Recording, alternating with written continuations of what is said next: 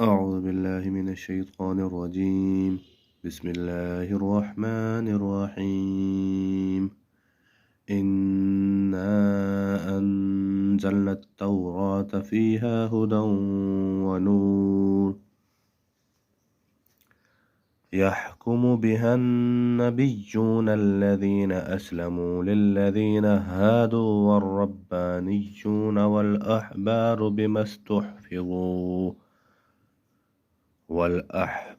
بما استحفظوا من كتاب الله وكانوا عليه شهداء فلا تخشوا الناس واخشوني ولا تشتروا بآياتي ثمنا قليلا ومن لم يحكم بما أنزل الله فأولئك هم الكافرون.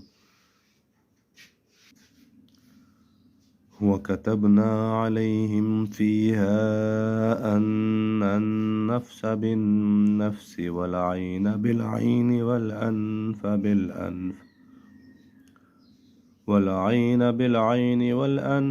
بالأنف والأذن بالأذن والسن بالسن والجروح قصاص فمن تصدق به فهو كفارة له ومن لم يحكم بما أنزل الله فأولئك هم الظالمون. وقفينا على آثارهم بعيسى ابن مريم مصدقا لما بين يديه من التوراة وآتيناه الإنجيل فيه هدى ونور ومصدقا لما بين يديه من التوراة وهدى وموعظة للمتقين. وليحكم أهل الإنجيل بما أنزل الله فيه ومن لم يحكم بما أنزل الله فأولئك هم الفاسقون.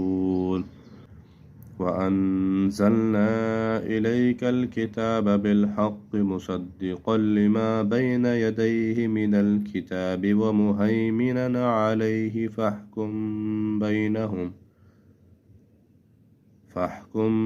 بينهم بما أنزل الله ولا تتبع أهواءهم عما جاءك من الحق لكل جعلنا منكم شرعة ومنهاجا ولو شاء الله لجعلكم أمة واحدة ولكن ليبلوكم فيما آتاكم فاستبقوا الخيرات إلى الله مرجعكم جميعا فينبئكم بما كنتم فيه تختلفون.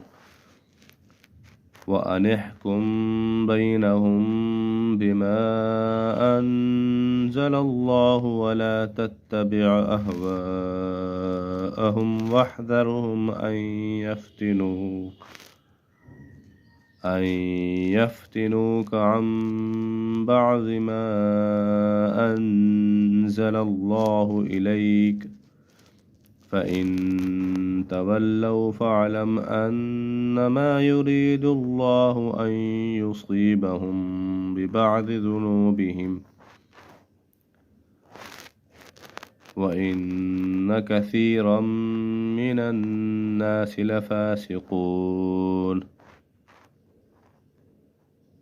أفحكم الجاهلية يبغون ومن أحسن من الله حكما لقوم يعقلون.